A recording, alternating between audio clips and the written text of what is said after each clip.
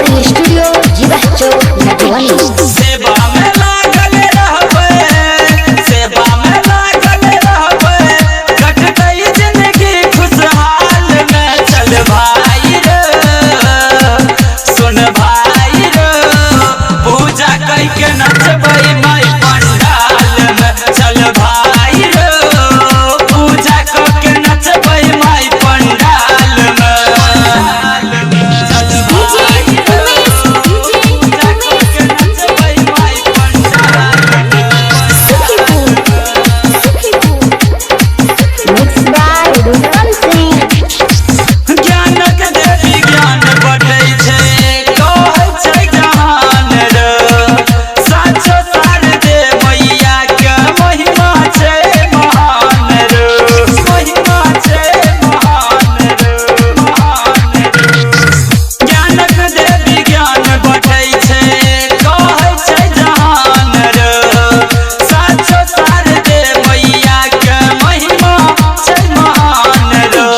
किछो ज्ञान के माता, किछो ज्ञान के माता, कहबै मूर्ख लाल में। चल भाई रे सुन भाई रे, पूजा कई के नचबै माई पंडाल में। चल भाई रे पूजा कई के नचबै माई पंडाल में। चल भाई रे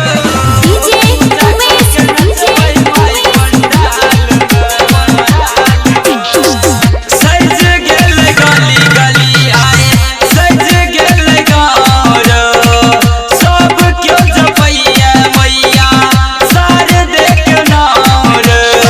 क्यों जपैया मैया शारदे के नाम रे। सज गेल गली गली आए, सज गेल गाँव रे।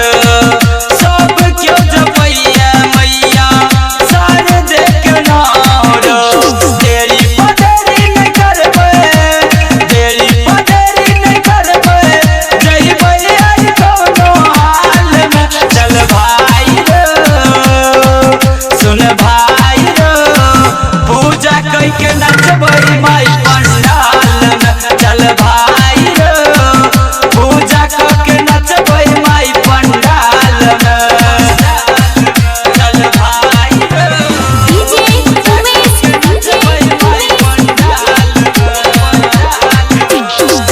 मिथिला में मैया अइली साल भर बाद रे।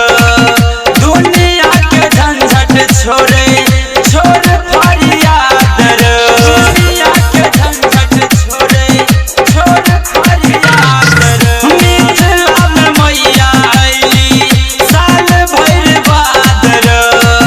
दुनिया के झंझट छोड़े छोड़ फरियाद रे। भजन गबैया गुंजन आई, भजन गबैया गुंजन, हेरो सुनर सकल सुर ताल में। चल भाई रे सुन भाई रे, पूजा कई के नचबै माई पंडाल में। चल भाई रे पूजा कई के नचबै माई पंडाल में। सेवा में लागल रहबै, सेवा में लागल रहबै, कटतै जिंदगी खुशहाल में। चल भाई रे सुन भाई रे, पूजा कई के नचबै माई पंडाल में। चल भाई रे पूजा कई के नचबै माई पंडाल में। रूपम रिकॉर्डिंग स्टूडियो जीवा चौक मधुबनी। Mobile number 91109636।